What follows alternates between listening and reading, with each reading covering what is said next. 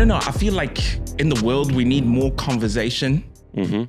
People are so quick to call other people names. Like if you have a different perspective, you're immediately called racist or things like that. So I think having people on and having conversations are really important. Well, you're very professional. You already started the podcast without saying that. Now it starts. Here we have the professional, I must say. You created the space to be very comfortable and then... Well, Sebastian, yes, welcome to the podcast. Thank you very much. Chico Muja. Yes, that is. And it's Sebastian Tynkkynen. Did I say it perfectly? The harder you say Tynkkynen, the better. Right, Tynkkynen. Yeah, exactly. So I guess, first of all, happy Independence Day. You too. What do you do on Independence Day as a member of parliament? Like what's the vibe? Well, in the Independence Day, actually, even though it's usually holiday for people, so for politicians, it is quite a work-heavy day. So we have a lot of interviews. We have a lot of different visits to places like church, graveyards. And then, of course, there's the official dinners. There's the castle party hosted by president. Then there's the after party in the camp hotel. And then there are some other official and unofficial after parties. So gotta make sure that you have been sleeping enough to go through this day. I mean, I find it so interesting. Like what do you guys do at the... I haven't really completely understood the whole castle experience, and excuse my ignorance. I think maybe you're here, you can explain it to me, like the rituals of like going to the castle, going to the graveyards. What is that? Well, basically, the castle party is usually the biggest cultural moment on this day every year. So president gets to decide who he will invite to the castle. Usually politicians and their spouses are invited automatically, like members of parliament, members of European Parliament, ministers, diplomats. But then there's certain amount of people because of what they have been doing in their like other type of work, some nurses, some other people so are also being invited to the castle. And the thing is that together we come there from different backgrounds and we celebrate the independence of Finland and also the very hard work and the sacrifices what the previous generations have been doing for us so that we actually get to have this independence and the freedoms and also this amazing society what we have. So it's really like a celebration for the previous generations and especially those who fought in the war and with their blood, they gave us the freedoms. This almost sounds like a religious already. Like no. I think like Jesus died on the cross. He died for us. The blood so that we could have the freedom. But No, but personally, I think that is really important and it's something that's sorely missing. It seems popular to hate the country you're from now, especially in the West. It's like when you look back at history and stuff, I know it's quite big in the US and in the UK and whatever. You have people who just genuinely hate their history and how they are able to be where they are now with the freedoms they have because of what people did in the past. So I think that's a good thing, right? To have a sense of pride in your culture and your people. Yeah, for sure. Like you should always celebrate yourself. You should celebrate your country. I think these days, unfortunately, people are a bit insecure and they want to find a way to make number of themselves. And too often it turns out to be the way that they make themselves victims or a lot of complaining and this kind of stuff. And I think that is actually something very toxic. And also to live in this kind of mood your whole life, I think it doesn't make any good for yourself. So that's a bit sad. Yeah. Have you? And I completely agree with you. Have you always had that sort of mindset? And like, was that the reason you got into politics? Like, why did you get into politics? Actually, let's start with that one. Like, how do you get from, hey, just a normal person to, oh, I want to get into politics? Well, I didn't want to live in victimhood. I was feeling that, I have the power to change things if I want to, not only to complain, but actually join politics and do something about it. Well, the wider background what led me to this. I come from a very poor family. Most of my younghood, I was raised by a single mother. We are 5 children in our family. And when my father and mother divorced, so basically because I am the oldest one in the family, so my mother just told me that, Sebastian, now you are the man of the house. Now you're the kind of dad of the house. And you need to take care of things. And that happened when I was 11 years old. So 11? 11 years old. So all of the responsibility of father and man in the house was given to me. And I even needed to basically solve the dramas and the fights with my siblings if they had something going on. So when they went to mother to ask, mother, come here, she's bullying me, whatever. So mother was telling that, go to Sebastian. And then I needed to find out what had happened, why there was blood coming from the head, who had hit who. And then I even needed to decide that what would be the righteous judgment of the situation, and even order the judgment, like the punishment, basically. Right. So that's quite a heavy load for 11-year-old boy. But again, I want to say that I'm not complaining that happened to me. I want to see the positive side of it, that that taught from very early age to think about, justice, righteous choices, what is right, what is wrong, all of these things. And also it taught to bear responsibility in life. Because sometimes the situation that there is no one else to do something, so you have to step in and do something about it. So I think actually this was the base for why I'm a politician today. And have you felt like, I don't know, it seems like in politics in general and in people's mood, there's a portion of the population that seems to find strength in complaining and in finding things wrong with the way the country's run or whatever. It's like, where do you think the balance is between pointing things out that are wrong, accurately complaining about stuff, and actually just going too far and being just toxic? Like, do you differentiate between those two? And how do you do that? Very hard question.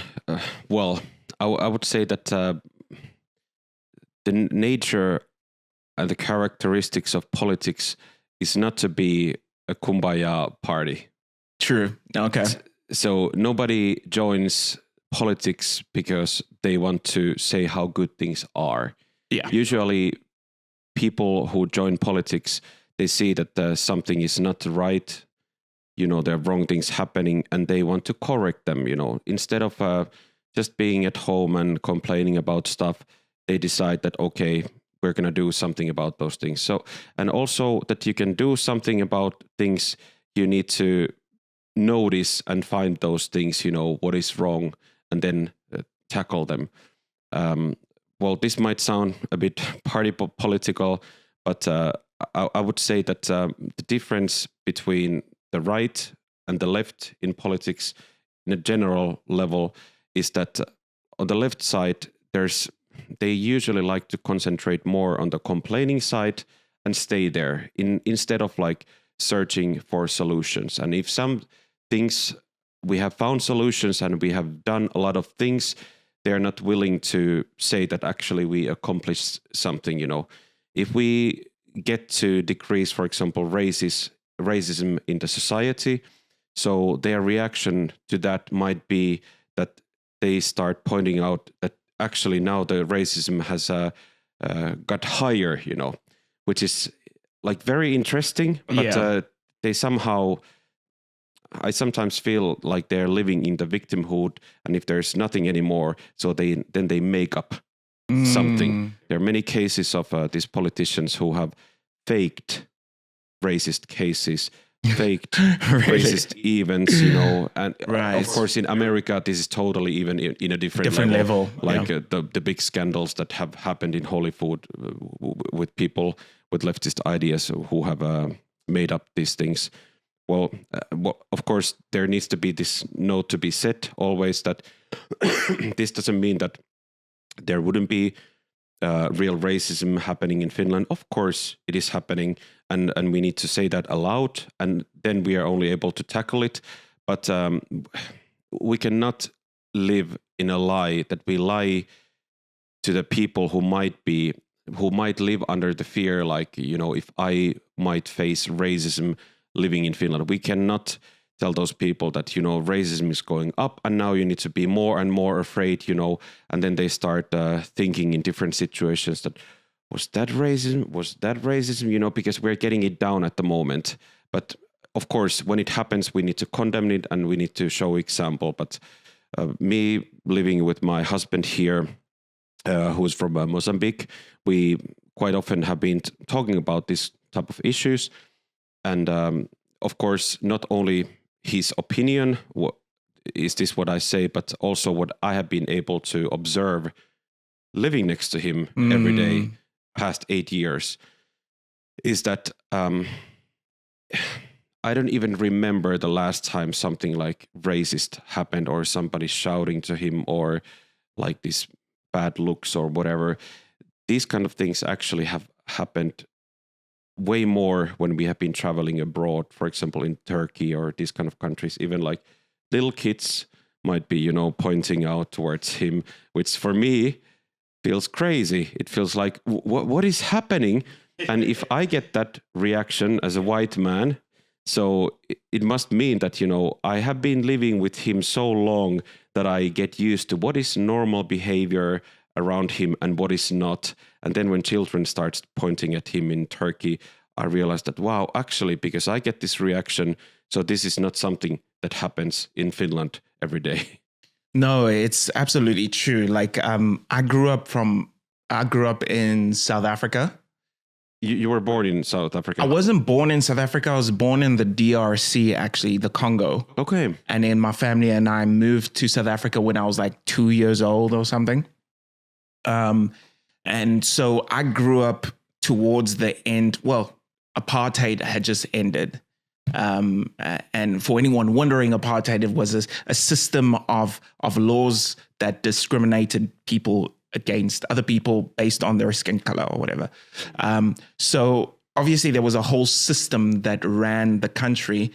And after apartheid was repealed, there was obviously still structures there. So racism was very much alive in terms of, and people jokingly say it, but it's true.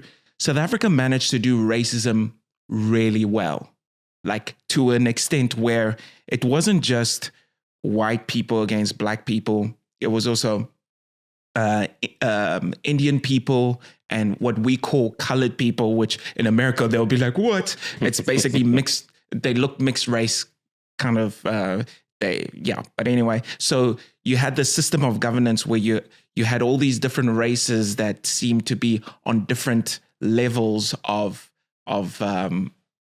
being more human, I guess. So you had white people right at the top, and then colored people, and then amongst the different races, you also had tensions.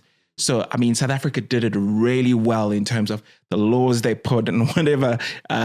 So it was messed up. So growing up in that environment, even when things were being reversed, it was so normal for me to experience racism. And by racism, I don't just mean like a white person saying something to me. I mean like also amongst the different races, race was a topic all the time in your ear. you turn on the TV, it's everywhere, right? And it's this weight that you learn to carry. Like you're talking about the kids pointing or whatever. There are areas in South Africa where being white, like kids have never seen a white person in real life, where they'll just be like, I guess that's a bit different. That's more kind of like, hey, yo, that person, what's wrong with that person? They look strange, right? But you've obviously got like really racial things. So when I moved here, I remember the first thing I noticed is no one gives a shit. Like in general, like people just want to live their lives and just do that. And I was over the moon. Like I couldn't believe. I was just like, holy shit, whatever Finland has done, this should be lauded and applauded. This is great. This is... Yeah. Even I've gone to far out areas. Yeah, there's people who probably haven't spoken to a black person, but there's a difference between, oh, I ain't never seen a black guy to, oh, it's a bloody black guy. Exactly. You know? And so I find it really interesting that people are so willing to speak so badly about Finland, Finnish people especially, and even some immigrant people, where I'm like, actually, to the Finnish people, have you ever traveled anywhere? Yeah. And to the immigrant people who just complain about it. And like you said, there is racism everywhere and we can deal with those things. But like to the people who just constantly complain, I'm like, where are you from? I'd be interested what things are like there. Like, you know. One of these cases that was also very eye-opening to me was when I was in one bar talking to, okay, I can be honest, that happened a long time ago. It was a date. There was this Afro-American guy, black guy from United States, living a short time in Finland. Right. And he told that for him, it was very eye-opening experience that when he arrived to Finland, even though US is so multicultural country and so many black people living there and all of that, so when he came to Finland, when he went to shop, the guards didn't follow him anymore. They were not interested about him. And he was even like looking like, are they watching me? Are they following me what I'm doing Same here? for me, yeah. And they are not following you, you know? Yep. So that is quite a good example. Like US is very developed country, very multicultural. It's not like that black people would be rare in US. Like there are many. Yeah. And still when you come to Finland, which is like black people are very few in this country still, and this happens. Yeah. Yeah. Yeah, same thing for me. Like funny for me in South Africa, self-checkout and stuff wasn't very common from what I remember. Back then, what is self-checkout? You go to cashiers. You don't need a cashier to kind of check you out, right? You can just take your stuff, do it yourself, and then leave. That wasn't very common. I remember in the beginning, I'd feel very like I'll do it, and I feel like I had to wave at someone to be like, I didn't. Yeah. I have the receipt here. Like that sort of stuff, right? Yeah. But then, what is your view on like? Because I've got the sense that Finnish culture is the engine room of part of the engine room that makes the society. I'd say it's high trust society, the certain norms that everyone kind of accepts and whatever.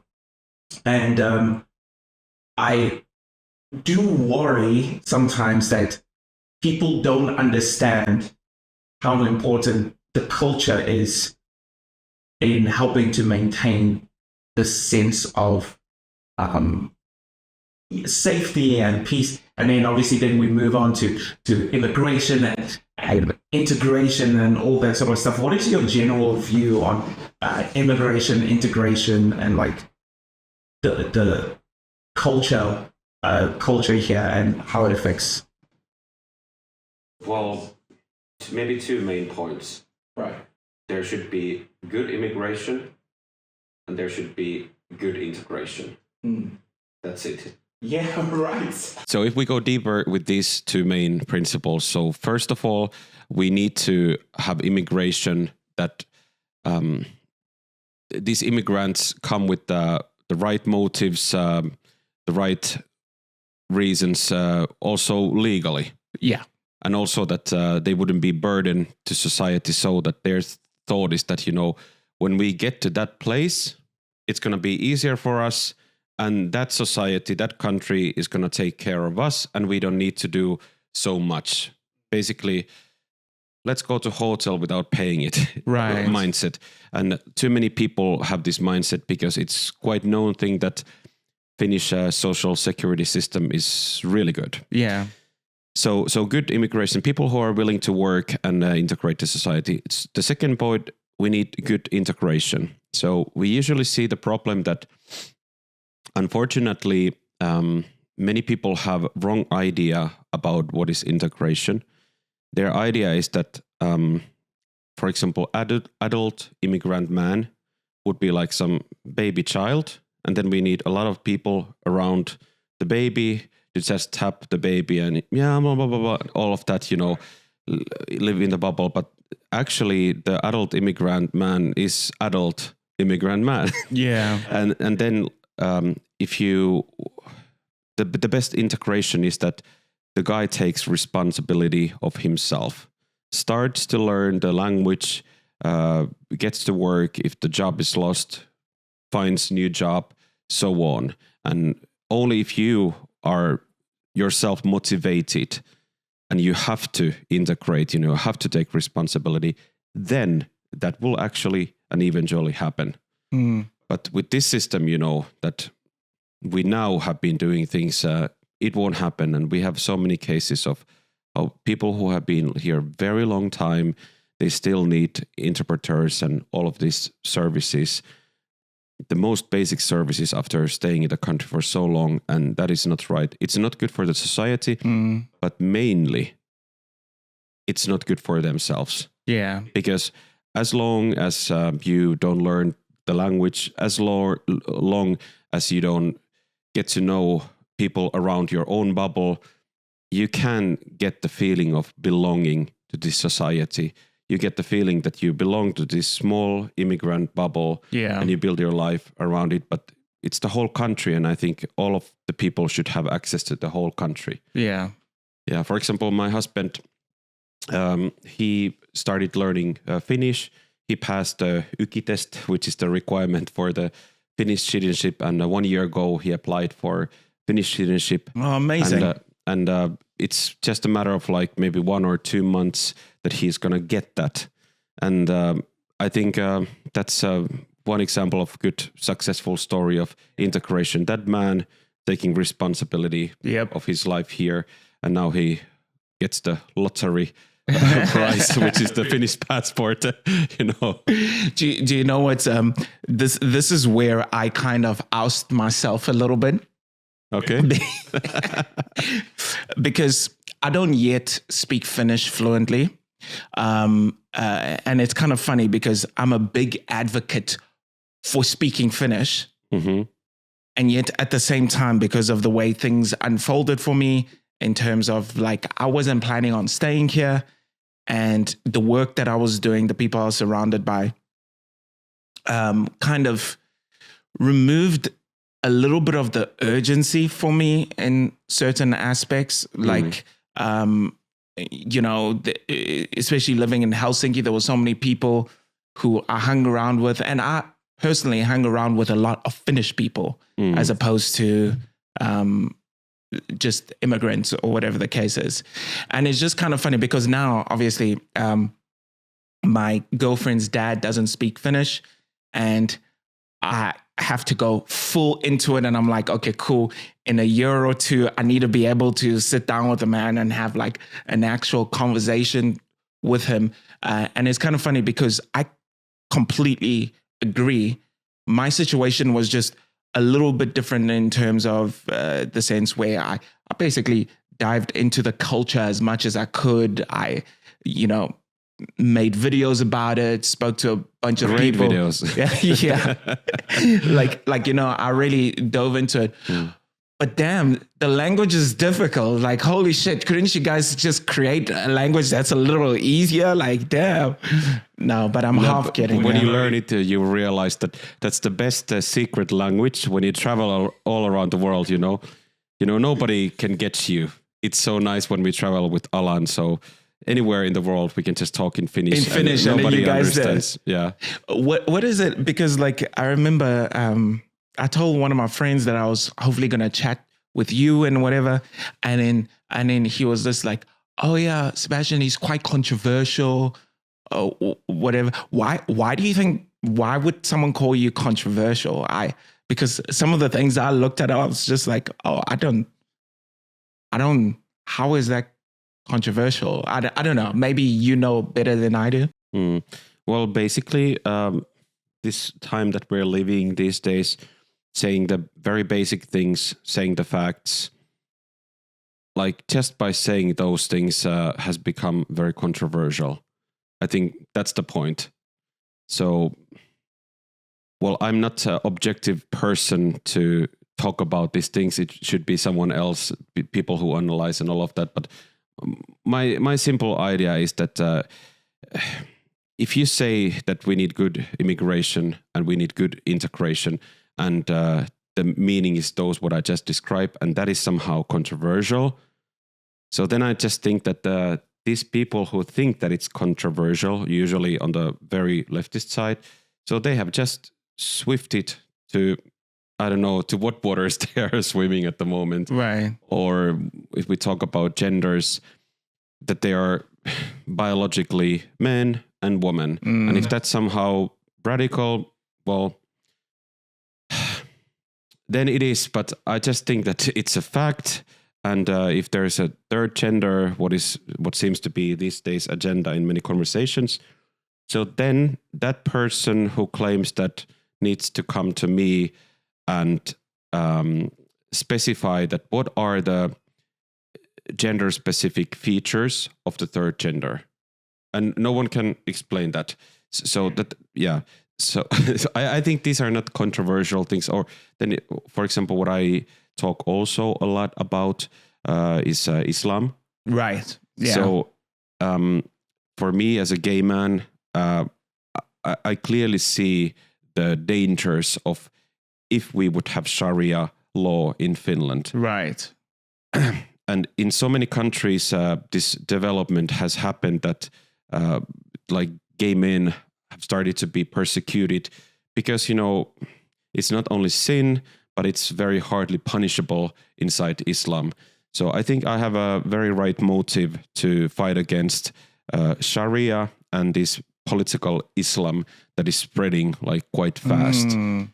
Like with Finnish people, yeah, we have very conservative thoughts with many people, and people can have their own mindsets, and I'm really up to freedom of speech and freedom of expression. They can have them, but I would say that the attitude is a bit different. Those people who are against, for example, gay couples in Finland, so yeah, in their mind they are against that, but what doesn't happen is that they would feel the need of like, okay, we need to go to beat these people, or like they're just like, I disagree with you. But then when we talk about Sharia people, so they feel like a passionate need that something needs to be done to those people. Not only that they go to hell, but in this life we need to do something for them. And we see horrible examples of even young gay guys being thrown out of the rooftops and all of that. I don't want this kind of behavior spreading. Yeah. Period. And this might be controversial again, but I just think that it's the most simple thing that me as a gay man, I should have the freedom also in that sense. Yeah. No, I completely like on those 2 points. I guess the first thing would be about the third gender. Are people actually pushing to have a third gender? Yeah. And that has been already for a long time, but it has basically got even wider, that there wouldn't be a third gender, but there would be even like but way more what is genders. that? Like what would it be called? And what are the characteristics of such a gender? That's what I just mentioned. Right. Those characteristics of the third gender or any other gender should be described, because otherwise we don't have any scientific base of what is that. As long it's only like a concept, abstract idea inside person's head. And of course, these abstract ideas any people can have, they can think whatever they are, but we should treat people equally in front of the law. Yeah. And if someone feels that, my identity is that I'm a robber and I need to be able to rob, because without that, I don't feel wholesome.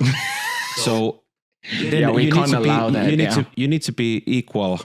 The law needs to be equal, and we cannot give you this right. The same goes with, the gender issue, that, we have many problems still with the fact that women feel afraid in certain situations when it comes to men. Right. Like if women are naked and a man would walk to the same shower place where women are naked, so women wouldn't feel that this feels right. Right. Then if some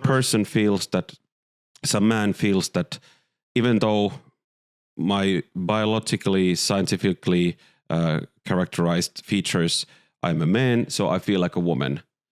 And then if he goes to the women's shower where they're naked, so these are the issues. The robbery thing was just example, but the same logic goes to everywhere. Yeah, of course. Yeah, for stuff like that, I personally, obviously I watch a lot of stuff about it. I listen to people, I look at all the controversies or whatever. I don't know. It just seems to me like a symptom of what do you call it when someone has, what's the word I'm looking for? Anyway, it basically means that we don't have too much to worry about here, that people have time to be thinking about that sort of stuff. Like, but I've always wondered, like, why, if a man's a man, a woman's a woman, you can identify however you want, live your life, be free, you're not hurting anyone. I see you, you're doing your thing, that's all cool. But once you start trying to bring it to law and trying to force people to accept the way you view yourself as law, i.e., if you're a biological male, like, yeah, if I'm a woman and I don't want you to come into my space, that's a valid criticism to that. And I don't see why that would be an issue, or like, I don't see the point of trying to push that personally. Maybe I just haven't looked into it or whatever. I'm just like, you can be a trans man or trans woman, that's fine. But before you get cancelled of like too much expressing your own views, I cannot be cancelled anymore because I'm above that, I've said it all, I have still become more and more successful in politics, and now in the European Parliament, I cannot be cancelled. I can talk freely about these things, but for you, doing the social media things, the leftists might get really angry, so be careful what you say about the trans issue. So let's move to another example, just to safeguard you. So one of the things that they blame me to be controversial is the mandatory Swedish. Oh, Again, right. This is another example from my point of view that what should be so normal thinking, but somehow it has been seen as radical. I want that people in this country, they would have the freedom to choose what languages they want to study. Right. Because we all have very different needs. We all plan a bit different careers. Some wants to become more international. They want to go to Spain or France or Mozambique or whatever. So now the situation is that every single person needs to study at least Swedish and then something else. But that's eating the language teaching resources, that the diversity of language teaching is not so wide at the moment in Finland, because we put so much resources on that. Right. I would understand that if there would be very logical explanation or high demand, very big need. For example, if 50% of the people in Finland would speak Swedish as their mother tongue. And this is not the case, since less than 5% of the population is speaking Swedish as their mother tongue, and only out of this 5%, 50,000 people cannot speak Finnish. Out of those Swedish speaking people, only 50,000 out of 5.5 million people cannot communicate in Finnish. So that's why the whole 5.5 million country is studying also Swedish. So I think it's a waste of resources, and that's why I have suggested that we shouldn't have this mandatory Swedish. We should have mandatory language teaching, so that Swedish would be in this category with other languages, and then the student just can pick up what language he or she wants to study. I think this is even liberal idea. Yeah. In a sense, it's even basically could be seen as pushing for multiculturalism, being internationally oriented mind, all of these things. But somehow, again, this is very radical idea. And every time you raise this issue, like so many people in the liberal side gets angry. And Really? they say that Finland is bilingual. We need to keep with that. And, why are you attacking against Swedish people? I'm not attacking against them, actually, half of my family, that side, it's from Swedish-Finnish origin. Right. So they speak Swedish as their mother tongue. And I love Swedish. I was good in Swedish at school, always got 10s across the board in that. I think it's a lovely language, but we cannot force people to study something that they already know that they will not use. need. Yeah. Yeah. That is so interesting, because I actually made a video about this, kind of asking, and the general sense was people like, I wish I didn't have to study Swedish, which is quite interesting. And I remember I went to Sweden for the first time, like years ago. And one thing that shocked me was how little Swedish people actually thought about Finland. Like just as a general, because I had this idea, because I see a lot of Swedish signs everywhere. I had this idea that,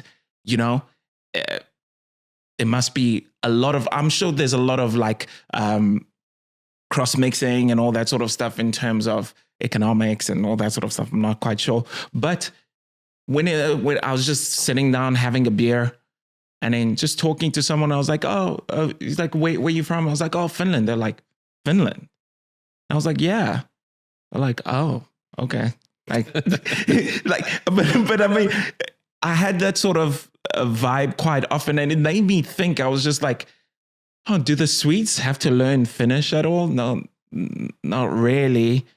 They barely think about Finland. So that's quite interesting that people would be upset about that. I thought people would be happy. Yeah, exactly. About that. Yeah. But these are just like a very few, but in the main level, the topics that people usually take on me and say that, this politician is very controversial because he's saying those things. But now after all of this example, we come back to the beginning where I said that I just think that these things are very basic. They're factual. They have reasoning behind them. Why I talk about these things, they just make sense. But these days, talking about these issues, taking that stand on those issues, makes you controversial person. Right. Of course, we need to divide this by who are you controversial. If we talk about the silent majority, the huge majority of Finnish people, yeah, of course, from my experience, I know they're on my side. Yeah. If we talk about what is the hegemonia at the moment, hegemony in Finland, so usually the hegemony is defined by what is being talked in the media, the most vocal activists who always get to be interviewed in the media, and those circles. So yeah, of course, they will say that this is controversial, but then the silent majority who always feel like they don't want to talk about these issues because they don't want to be cancelled, they don't want to be hit by the one leftist who's spending night in the group, all of that. Yeah. So they're not saying these things, but they support. And I've decided that I really want to talk about these issues, even though I get backlash about these, because I know that I have to, because too many people are afraid to talk about these issues. No, I completely agree with you. And I think, like, for example, this always confuses me. You have left-leaning people who will happily disparage Christianity, Jesus, everything. They will tear it to the ground and do so proudly. But when we go to Islam, but then the same thing, and unlike Christianity that has the Jesus figure who he's like, is all about love and kindness and justice, and he protected the people who couldn't protect themselves. Islam is a lot more of a warring kind of religion. Like Muhammad himself, he was a warlord. Like that was it's not even disputed. Like that's what he kind of did, and it's fine. Like do your thing. But what annoys me is just that critiquing a philosophy, right? I can critique any philosophy I want.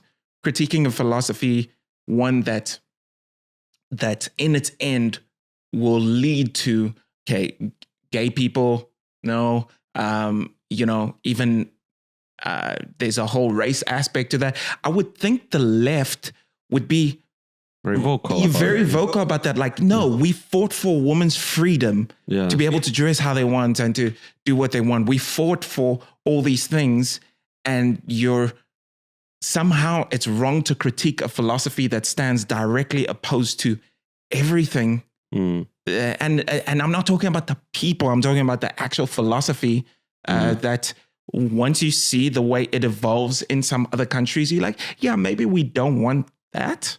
Like, I'm just confused about that. Have you any ideas why a left-leaning people would be upset that you'll be like, yeah, I don't want that? Well, this is the big conflict that also I've been wondering, like, why do they have that? Where's the logic behind that? Why is that normal thinking when for me and to my ears, it sounds very illogical? Very. I don't have answer to that. Maybe you should invite some leftist politician and dare to ask these same critical questions to that person, and maybe they could explain. But the whole idea that Islam is a religion of peace. Yeah.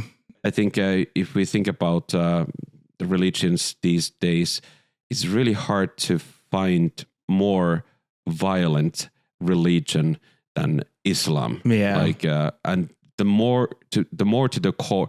I know that of course Christianity has like very bloody history, and that can be condemned right away, and I will do that also. But if we talk about these days how religions are being practiced, so the more into the core of Islam you're going when you're practicing it, the more violent it has been. For example, if we talk about ISIS, they were literally following the example of Prophet Muhammad. Yeah. They were like taking land and taxing these other ethnicities first. And they were like, okay, we just govern, but you need to pay higher taxes because of your background. For me, it's a racist aspect already. And after that, they started even demanding that now you need to turn to become follower of Muhammad. And if you don't, we kill you or we take you as slaves, we rape you, all of these things. Right. The same methods that Muhammad was using. So I just think that there is, it's not logical when they are defending Islam on the leftist circles. It's just not logical. Yeah, I don't get it. And it's like, and exactly what you said, like, even when you take Christianity, for example, you're completely right. There's some bloody aspects of that.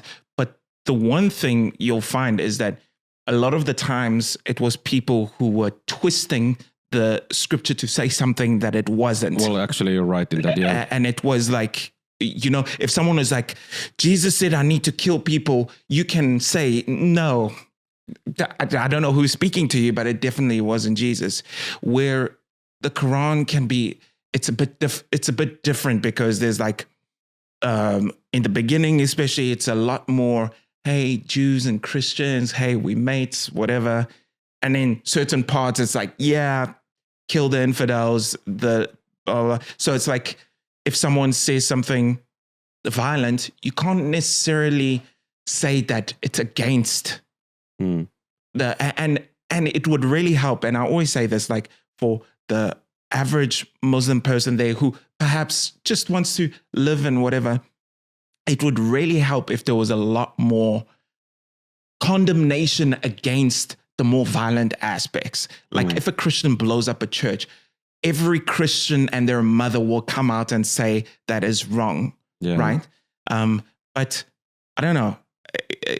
On the other hand, it seems like, okay, there were massive rapes and stuff in October 7th. Like, oh no, like nothing. No, like even in Western countries, Muslims who had been living in a Western atmosphere, Muslims came out to streets. Of course, not all, but there were like huge celebrations on Western streets in Europe when the 7th October happened, where people were killed and raped and even like babies.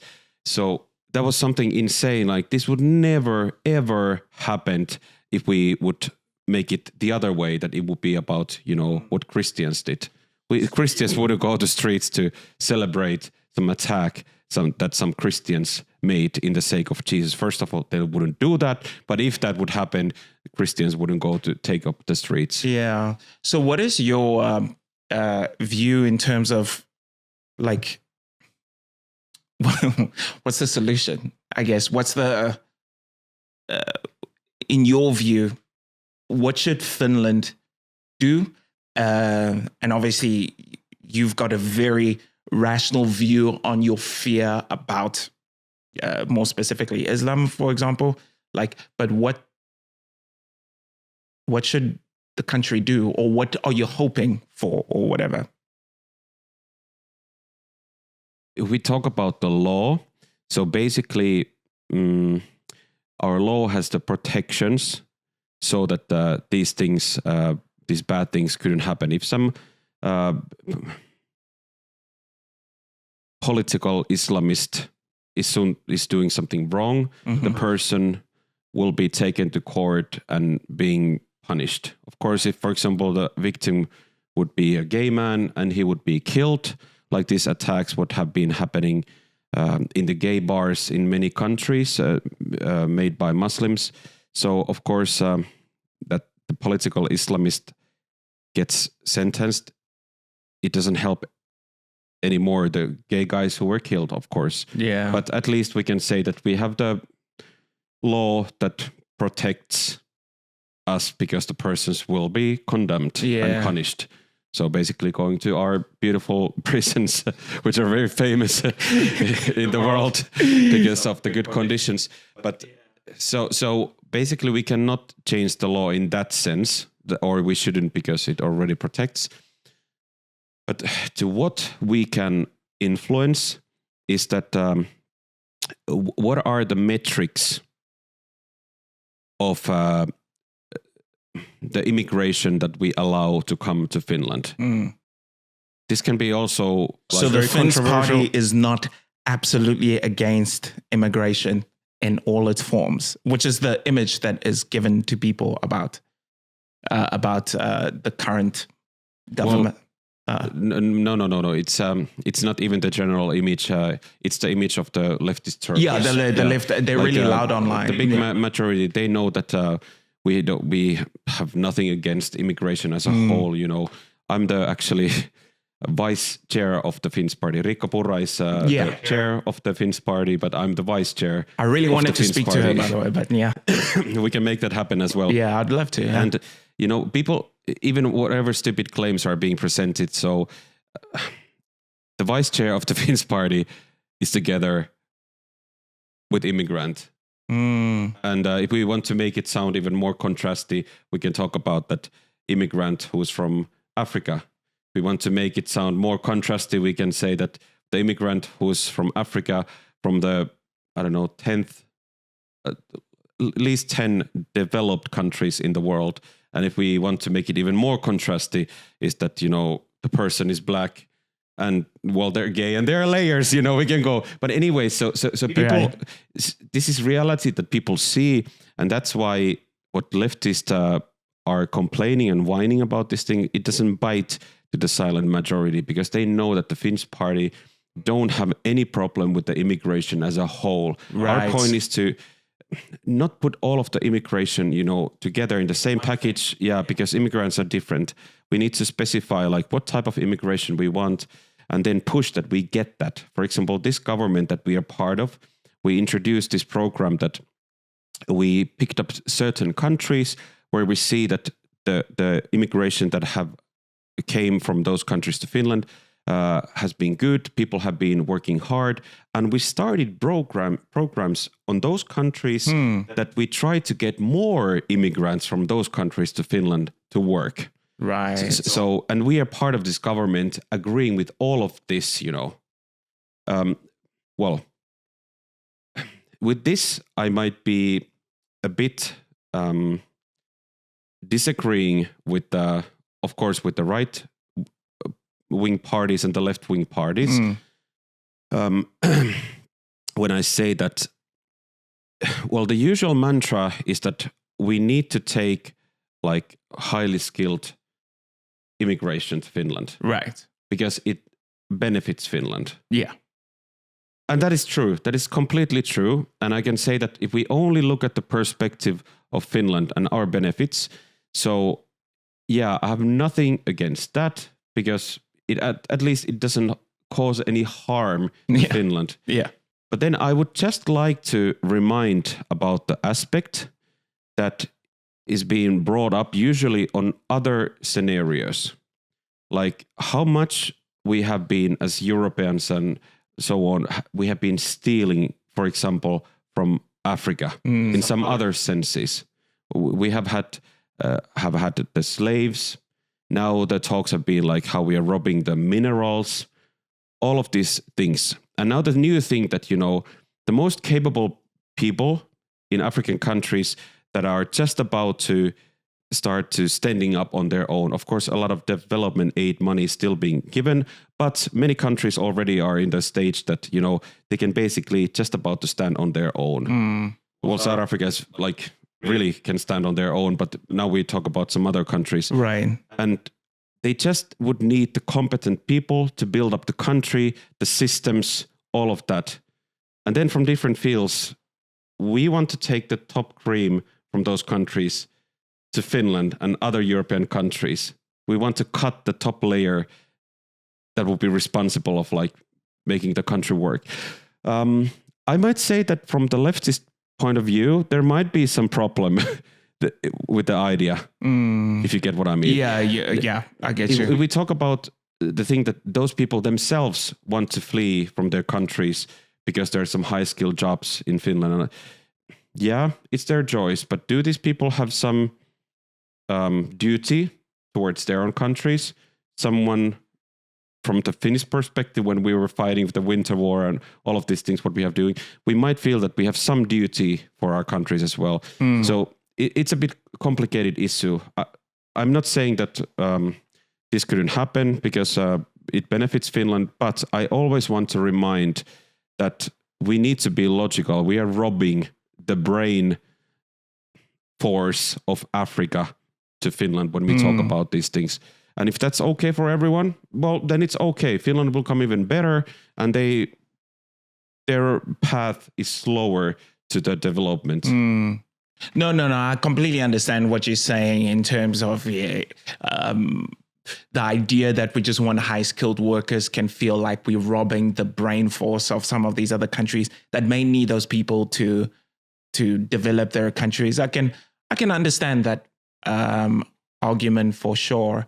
But basically, so my party, the other right parties, the left parties are all okay with the high-skilled workforce. That let's try to get them all here. Yeah. But with this, my thinking goes a bit to different direction. Maybe not that I'm against. No, for example, my husband is high-skilled workforce, but my point is that I want to challenge the thinking a bit. Like let's think about it that, because I also care about those countries and the conditions. I've visited many places, so I see where the societies stand, and it's quite painful to see where they stand. So should we care about them for real? I think we should. Right. No, I completely understand what you're saying, and it's a very fresh perspective. Like, and I can imagine someone listening to this now is kind of shocked to hear this from you. Another thing I wanted to just quickly run by you is because Finnish politics is a little bit. Oh yeah, you're probably running out of time. Right? Okay, this is gonna be the last one. Yeah. I was just kind of asking, like, a lot of people just complain that a lot of social services are being cut and whatnot. Would you be able to just give a quick, what is happening in terms of what are you guys planning and that sort of stuff? I don't know if you understood my question. I did understood. So what is happening is that basically this country is running out of money. Right. Period. Our loan has been going up. The debt has been going up very drastically, very fast, and it's very dangerous because it means that in the future, all of the new debts that we're going to be taking are going to be more expensive, and then we need to pay higher interest rates. So basically, money is being lost all the time, and this kind of like, we call this pikavippi phenomenon in Finland in everyday life, but the same works in the state level. Right. What is pikavippi? It's like a consumer credit card yeah, with like high rates. Yeah. You just take that, you know. Yeah. And then what happens is that in the future, we just would have to cut too much or the welfare society would collapse. So what we decided is that we need to start doing the cutting now.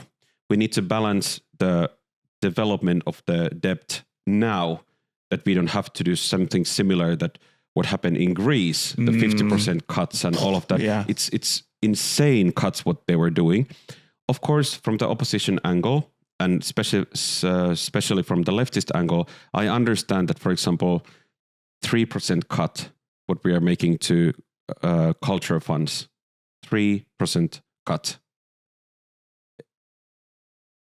They can make a circus about it, you know. Like yesterday in the oral question hour in the parliament, it was a huge thing. The chair of the leftist party, Minja Koskela, was saying that, you know what authoritarian leaders are doing first when they want to shut down the society? They cut from the culture and art. Right. And what we are doing is 3%. And they are talking about authoritarianism. So then maybe that gives you a perspective that they just want to put so much pressure, do the opposition politics, but this time they do it in a way more contrastive way.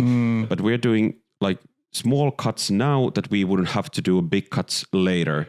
But they do what they do, and I understand the logic that when you're in opposition, you try to gain popularity by criticizing everything. But then if they get to be in power the next term, they will realize that like what they have to do next. Right. So yeah, I know that it's hard. For example, that some retired persons, the cut that we made in some salary class, that 90 cents per month is going to be cut.